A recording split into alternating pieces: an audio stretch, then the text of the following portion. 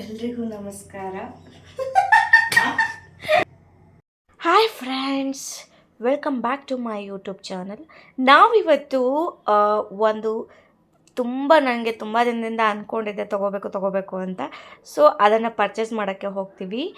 ಯಾವುದಪ್ಪ ಅಂದರೆ ಓವನ್ ಥರನೇ ಇವಾಗ ತುಂಬ ಆ್ಯಕ್ಟಿವ್ ಇರುವಂತಹ, ಇನ್ಸ್ಟಾಗ್ರಾಮಲ್ಲಿ ಆ್ಯಕ್ಟಿವ್ ಇರುವಂತಹ ಏರ್ ಫ್ರೈಯರನ್ನು ತೊಗೊಂಬರಕ್ಕೆ ಹೋಗ್ತಾ ಇದ್ದೀವಿ. ಸೊ ಆನ್ಲೈನಲ್ಲಿ ಶಾಪಿಂಗ್ ಮಾಡಬೇಕಾ ಅಥವಾ ಆಫ್ಲೈನಿಗೆ ಶಾಪಿಂಗ್ ಮಾಡಿದ್ದೀನ ಎಲ್ಲದೂ ಕೂಡ ನಾನು ನಿಮಗೆ ಹೇಳ್ತಾ ಹೋಗ್ತೀನಿ. ಬನ್ನಿ, ಇವಾಗ ತೋರಿಸ್ತೇನೆ.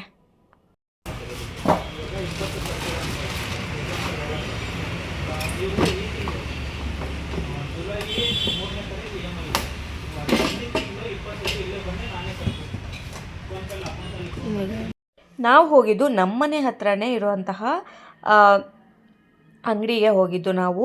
ಸೊ ಆನ್ಲೈನಲ್ಲಿ ತೊಗೊಳೋದು ಬೆಟರಾ, ಆಫ್ಲೈನಲ್ಲಿ ತೊಗೊಳೋದು ಬೆಟರಾ ಅಂದರೆ ನಾವು ಈ ಥರ ಎಲೆಕ್ಟ್ರಾನಿಕ್ಸ್ ಐಟಮ್ಸನ್ನು ಆಫ್ಲೈನಲ್ಲೇ ತೊಗೊಳೋದು ಬೆಟರು.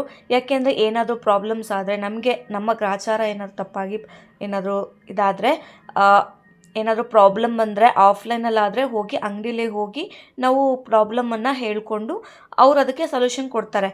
ಬಟ್ ಆನ್ಲೈನಲ್ಲಿ ತೊಗೊಂಡ್ರೆ ನಾವು ಅದಕ್ಕೆ ಅದ್ರ ತಕ್ಕಂಗೆ ಸೊಲ್ಯೂಷನ್ ಸಿಗಲ್ಲ. ಅದ್ರ ತಕ್ಕ ಹಾಗೆ ನಮಗೆ ಮತ್ತು ಅವರು ಏನಾದರೂ ಪ್ರಾಬ್ಲಮ್ ಆದರೆ ಸರ್ವಿಸ್ ಮಾಡೋದಕ್ಕೆ ಅಥವಾ ಯಾವುದಕ್ಕೂ ಬರಲ್ಲ. ಅದು ನಮಗೆ ನಂಬೋಕ್ಕಾಗಲ್ಲ. ಕೆಲವೊಂದನ್ನು ಎಲೆಕ್ಟ್ರಾನಿಕ್ ಐಟಮನ್ನು ನಾವು ಆಫ್ಲೈನಲ್ಲೇ ತೊಗೋಬೇಕು. ಏನೇ ಡಿಫಾಲ್ಟ್ ಬಂದರೂ, ಏನೇ ಪ್ರಾಬ್ಲಮ್ ಬಂದರೂ ಕಂಪ್ನಿಯವರು, ಅಂದರೆ ನಾವು ಅಂಗಡಿಗೆ ಹೋಗಿ ತೊಗೊಳ್ತೀವಲ್ಲ, ಅವರೇ ಅದಕ್ಕೆ ಜವಾಬ್ದಾರ ಆಗಿರ್ತಾರೆ. ಸೊ ಅವರಿಂದ ನಾವು ಮತ್ತೆ ರಿಟರ್ನ್ ತೊಗೊಂಡು ವಾಪಸ್ ಬರ್ಬೋದು. ಅದಕ್ಕೋಸ್ಕರ ನಾನು ಚೂಸ್ ಮಾಡಿದ್ದು ಆಫ್ಲೈನ್, ಅಂದರೆ ಅಂಗಡಿಗೆ. ನಮ್ಮ ಮನೆ ಹತ್ರನೇ ಇರುವಂತಹ ಅಂಗಡಿಗೆ ಹೋಗಿ ನಾವು ತೊಗೊಂಬಂದ್ವಿ. ಸೊ ನಾನು ಆಲ್ಮೋಸ್ಟು ವಾಷಿಂಗ್ ಮಿಷನ್ನು ಎಲ್ಲನೂ ವಾಷಿಂಗ್ ಮಿಷನ್ನು ಅವೆಲ್ಲ ನಾನು ಆಫ್ಲೈನಲ್ಲೇ, ಅಂದರೆ ಅದೇ ಅಂಗಡಿಯಲ್ಲೇ ತೊಗೊಂಡಿದ್ದು. ಆ ನಂಬಿಕೆ ಮೇಲೆ ನಾವು ಅಂಗಡಿಗೆ ಹೋಗಿದ್ದು. ಏನಾದರೂ ನಮಗೆ ಎಲೆಕ್ಟ್ರಾನಿಕ್ ಐಟಮ್ ಬೇಕು ಅಂದರೆ ನಾವು ಅಲ್ಲೇ ಹೋಗಿ ಪರ್ಚೇಸ್ ಮಾಡೋದು. ನಮ್ಮ ಮನೆ ಹತ್ರನೇ ಇದೆ. ಸೊ ವಾಷಿಂಗ್ ಮಿಷನ್ನು, ಫ್ರಿಜ್ಜು, ಟಿ ವಿ, ಆಮೇಲೆ ಎಲೆಕ್ಟ್ರಾನಿಕ್ ಐಟಮ್ಸ್ ಎಲ್ಲದೂ ಕೂಡ ಇಲ್ಲಿ ಸಿಗುತ್ತೆ. 2 ಒಲೆದು, 4 ಒಲೆದು, 3 ಒಲೆದು, ಆಮೇಲೆ ಏರ್ ಫ್ರೈಯರು, ಆಮೇಲೆ ಓವನ್ನು, ಡಬಲ್ ಫ್ರಿಜ್ಜು, ಡೋರಿನ ಫ್ರಿಜ್ಜು, ಸಿಂಗಲ್ ಡೋರಿನ ಫ್ರಿಜ್ಜು, ಆಮೇಲೆ ಫ್ರಂಟ್ ಡೋರಿಂದು ವಾಷಿಂಗ್ ಮಿಷನ್ನು, ಆಮೇಲೆ ಫ್ರಂಟ್ ಡೋರಿಂದು ವಾಷಿಂಗ್ ಮಿಷನ್ನು, ಪ್ರತಿಯೊಂದು ಕೂಡ ಇಲ್ಲಿ ಸಿಗುತ್ತೆ. ಆಮೇಲೆ ನಮಗೆ ನಂಬಿಕೆ ಇರುವಂತಹ ಅಂಗಡಿ ಅಂತಲೇ ಹೇಳ್ಬೋದು. ಅದಕ್ಕೋಸ್ಕರ ನಾವು ಇಷ್ಟಪಟ್ಟು ತೊಗೊಳ್ತೀವಿ. ಫೈನಲಿ ನಾವು ಅದನ್ನು ಮನೆಗೆ ತಂದ್ವಿ. ಅಂದರೆ ಆಲ್ಮೋಸ್ಟ್ ನಾನು ಯಾವುದೇ ಐಟಮ್ ತಂದರೂ, ಫ್ರಿಜ್ಜು, ವಾಷಿಂಗ್ ಮಿಷನ್ನು, ಟಿ ವಿ ಯಾವುದೇ ತಂದರೂ ಅದು ಒಂದು ಲಕ್ಷ್ಮಿಯ ಸ್ವರೂಪ. ನಮ್ಮ ಮನೆಗೆ ಯಾವುದೇ ವಸ್ತು ಬಂದರೂ ಕೂಡ, ಯಾವುದೇ ಎಲೆಕ್ಟ್ರಾನಿಕ್ಸ್ ಅಥವಾ ಯಾವುದೇ ವಸ್ತು ಬಂದರೂ ನಾವು ಅದನ್ನು ಪೂಜೆ ಮಾಡೋದು ನಮ್ಮ ಹಿಂದೂ ಸಂಪ್ರದಾಯ. ಅದೇ ಥರ ಅದು ನಾವು ಶುಕ್ರವಾರ ತೊಗೊಂಬಂದಿದ್ದು. ತೊಗೊಂಬಂದೆ ಒಂದು ವೀಕ್ ಮೇಲೆ ಆಯಿತು. ಬಟ್ ವಿಡಿಯೋ ಹಾಕೋಕ್ಕಾಗಿರಲಿಲ್ಲ. ಇವಾಗ ಒಳ್ಳೆ ಟೈಮ್ ಸಿಕ್ತು, ಅದಕ್ಕೋಸ್ಕರ ವಿಡಿಯೋ ಹಾಕೋಣ ಅಂತ ಹೇಳಿಬಿಟ್ಟು ಇವಾಗ ಮಾಡ್ತಾ ಇರೋದು. ತೊಗೊಂಬಂದಿನೇ ನಾವು ಪೂಜೆ ಮಾಡಿ ಎಲ್ಲ ಮಾಡಿ ಯೂಸ್ ಮಾಡ್ತಾ ಇದ್ದೀವಿ ಆಲ್ರೆಡಿ.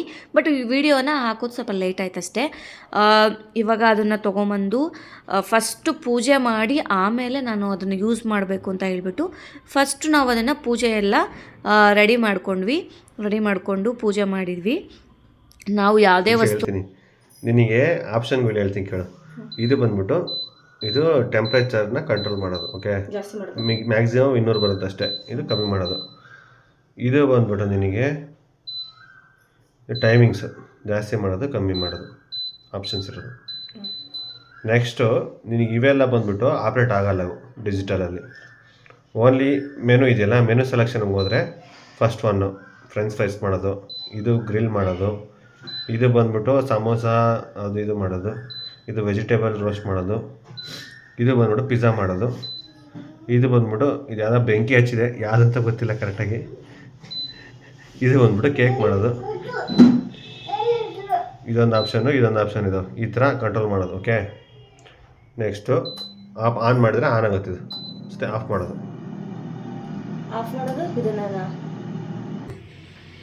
ನಮಸ್ಕಾರ ಫ್ರೆಂಡ್ಸ್, ನಾವಿವತ್ತು ಸೂಪರ್ ರೆಸಿಪಿ ಮಾಡ್ತೀವಿ. ಯಾವುದಪ್ಪ ಅಂದರೆ ಬ್ರೆಡ್ಡಲ್ಲಿ ಮಾಡಿರ್ತಕ್ಕಂತಹ ಪಿಜ್ಜಾ. ಇದು ತುಂಬ ಹೆಲ್ತಿಗೂ ಕೂಡ ಒಳ್ಳೆಯದು. ರೋಡ್ ಸೈಡ್ ತಿನ್ನೋದಕ್ಕಿಂತ ಈ ಥರ ತಿಂದರೆ ತುಂಬ ಒಳ್ಳೆಯದು. ನಾನಿವಾಗ ಟ್ರೆಂಡಿಂಗಲ್ಲಿರ್ತಕ್ಕಂತಹ ಏರ್ ಫ್ರೈಯರನ್ನು ಯೂಸ್ ಮಾಡಿ ಮಾಡ್ತೇನೆ. ಅದಕ್ಕೆ ಬೇಕಾಗಿರ್ತಕ್ಕಂತಹ ಇಂಗ್ರೀಡಿಯೆಂಟ್ಸ್ ಇಲ್ಲಿದೆ, ಬನ್ನಿ ತೋರಿಸ್ತೇನೆ. ಈಗ ಚೀಸ್ ಬೇಕು, ಬ್ರೆಡ್ ಬೇಕು, ಆಮೇಲೆ ವೈಟ್ ಸಾಸ್, ಆಮೇಲೆ ಇದು ಆರ್ಗ್ಯಾನೋ, ಇದು ಪಿಜ್ಜಾಗೆ ಹಾಕೋ ಬೇಸ್ ಸಾಸ್, ಅದೇ ಬೇಸ್ ಸಾಸು, ಇದು ಪನ್ನೀರು. ಇಷ್ಟನ್ನ ಇಟ್ಕೊಂಡು ನಾವು ಮಾಡ್ತೀವಿ. ಯಾವ ಥರ ಮಾಡ್ತೀವಿ? This is pizza base. ಪಿಜ್ಜಾಕ್ಕೆ ಹಾಕುವಂಥದ್ದು ಸ್ಟಾರ್ಟಿಂಗ್ ಇದನ್ನೇ ಹಾಕಬೇಕು. ನಂತರ ಕೆಚಪ್ ಹಾಕಬೇಕು, ಟೊಮೊಟೊ ಸಾಸು ಮನೆಯಲ್ಲೇ ಬೇಕಿರೋ ನೀವೇ ತಯಾರು ಮಾಡಿ ಮಾಡ್ಕೋಬೋದು. ಇದು ವೈಟ್ ಸಾಸ್,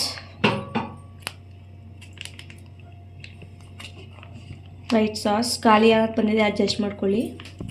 ಇದನ್ನ ಚೆನ್ನಾಗಿ ಬ್ಲೈಂಡ್ ಮಾಡಿ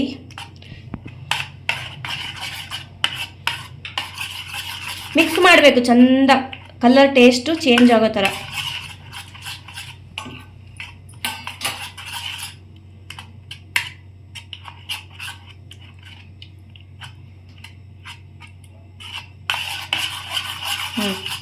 ನೋಡಿ, ಸ್ವಲ್ಪ ಕಲರ್ ಚೇಂಜ್ ಆಯಿತು. ಕೆಚಪ್ ಇದಕ್ಕೆ ಹಾಕ್ತೀವಿ ಇದನ್ನು. ಈಗ ಅದಕ್ಕೆ ಆರ್ಗ್ಯಾನೋ ಹಾಕಬೇಕು, ಆಮೇಲೆ ಚಿಲ್ಲಿ ಫ್ಲೆಕ್ಸ್ ಇರುತ್ತೆ, ಸೊ ಅದನ್ನು ಕೂಡ ಹಾಕಬೇಕು. ಆವಾಗ ಟೇಸ್ಟ್ ಬರುತ್ತೆ. ನಾವು ಹೋಟೆಲ್ ಅಂದರೆ ನಾವು ಔಟ್ಸೈಡ್ ತಿಂತೀವಲ್ವ ಪಿಜ್ಜಾ, ಅದೇ ಥರನೇ ಪಿಜ್ಜಾ ಇದು ಕೂಡ. ಅಂದರೆ ಅಷ್ಟೊಂದೇನು ಶೇಪು ಅಷ್ಟೊಂದೇನು ಆ ಥರ ಅನಿಸಿಲ್ಲ. ಬಟ್ ಔಟ್ಸೈಡ್ ತಿನ್ನೋದಕ್ಕಿಂತ ಮನೆಯಲ್ಲೇ ಪಿಜ್ಜಾ ಅಂದ್ಕೊಂಡು ಅದು ಥರ ಸಖತ್ತಾಗಿ ಮಾಡಿಕೊಂಡು ತಿನ್ಬೋದು ನಾವು, ಚೆಂದ ಇರುತ್ತೆ. ಇದನ್ನು ಚೆಂದ ಮಿಕ್ಸ್ ಮಾಡ್ಕೋಬೇಕು. ಮಿಕ್ಸ್ ಮಾಡಿ ಅದಕ್ಕೆ ಚೀಸನ್ನು ಹಾಕಿ ಆ್ಯಡ್ ಮಾಡಿ ನಾವು ನೋಡಿ ಈ ಥರ ಚೀಸನ್ನು ಆ್ಯಡ್ ಮಾಡಬೇಕು. ಆಮೇಲೆ ಬ್ರೆಡ್ ಇರುತ್ತೆ, ಸೊ ಬ್ರೆಡ್ಡಲ್ಲಿ ತುದಿ ಇರುತ್ತಲ್ಲ ಅದನ್ನು ಈ ಥರ ಮುರ್ಕೊಂಡು ತಿನ್ನಬೇಕು. ನನ್ನ ಹಸ್ಬೆಂಡ್ ಐಡಿಯಾ. ಸೊ ಇದಕ್ಕೆ ಇವಾಗ ಅಪ್ಲೈ ಮಾಡಬೇಕು. ಅಂದರೆ ಸ್ಟಾರ್ಟಿಂಗ್ ಹೆಂಗೆ ಮಾಡಬೇಕಪ್ಪ ಅಂದರೆ ಫಸ್ಟು ಇದನ್ನು ಹಾಕಬೇಕು. ಫಸ್ಟು ಅದು ಕೆಚಪ್ ಇರುತ್ತಲ್ಲ, ಸೊ ಅದನ್ನು ಹಾಕಿಬಿಟ್ಟು ಆಮೇಲೆ ಇದನ್ನು ಹಾಕಬೇಕು. ಇದು ನನ್ನ ಗಂಡ ಹಾಕಿರೋದಂತಹ ಫಸ್ಟ್ ಟೈಮ್ ಅವ್ರ ಹತ್ರನೇ ಮಾಡಿಸೋಣ ಅಂತ ಹೇಳ್ಬಿಟ್ಟು ಫಸ್ಟ್ ಟೈಮ್ ಅವರೇ ಹಾಕಿ ಇದನ್ನು ಮಾಡಿರೋದು. ಆದರೆ ನಾವು ಮಾಡಬೇಕಪ್ಪ ಹೆಂಗಂದರೆ ಫಸ್ಟಿಗೆ ಕೆಚಪ್ಪು ಎಲ್ಲ ಅದಕ್ಕೆ ಬ್ರೆಡ್ಡಿಗೆ ಸವ್ರಿಬಿಟ್ಟು ಆಮೇಲೆ ಇದು ಮಿಕ್ಸ್ ಮಾಡಿರೋದನ್ನೆಲ್ಲ ಹಾಕಬೇಕು. ಆವಾಗ ಟೇಸ್ಟ್ ಚೆನ್ನಾಗಿ ಬರುತ್ತೆ. ಇವಾಗ ಜಸ್ಟ್ ನೋಡೋಣ ಅಂತ ಹೇಳ್ಬಿಟ್ಟು ಯಾವ ಥರ ವರ್ಕ್ ಆಗುತ್ತೆ, ಅದು ಚೆನ್ನಾಗಾಗುತ್ತೋ ಇಲ್ವೋ ಟೆಸ್ಟ್ ಮಾಡೋಣ ಅಂತ ಹೇಳ್ಬಿಟ್ಟು ಇವಾಗ ತೊಗೊಂಡಿದ್ದೀವಲ್ವ, ವರ್ಕ್ ಆಗಬೇಕಲ್ಲ ಅದು. ಸೊ ಅದಕ್ಕೋಸ್ಕರ ಸುಮ್ಮನೆ ನೋಡೋಣ ಅಂತ ಮಾಡಿದ್ದು. ಇನ್ನೊಮ್ಮೆ ನೆಕ್ಸ್ಟ್ ಯಾವಾಗಾದರೂ ನಾನು ಮಾಡಿದಾಗ ಚೆಂದ ಪಿಜ್ಜಾ ಮಾಡಿಬಿಟ್ಟು ನಿಮಗೆ ವಿಡಿಯೋ ಶೇರ್ ಮಾಡ್ತೇನೆ. ಇದು ಜಸ್ಟ್ ನೋಡೋಕ್ಕೋಸ್ಕರ ಬ್ರೆಡ್ಡಲ್ಲಿ ಮನೆಯಲ್ಲೇ ಮಾಡಿರ್ತಕ್ಕಂಥ ಅಂದರೆ ಅಂಗಡಿಯಲ್ಲಿ ತಂದಿರ್ತಕ್ಕಂತಹ ಬ್ರೆಡ್ಡಲ್ಲಿ ಮಾಡಿರೋದಿದು.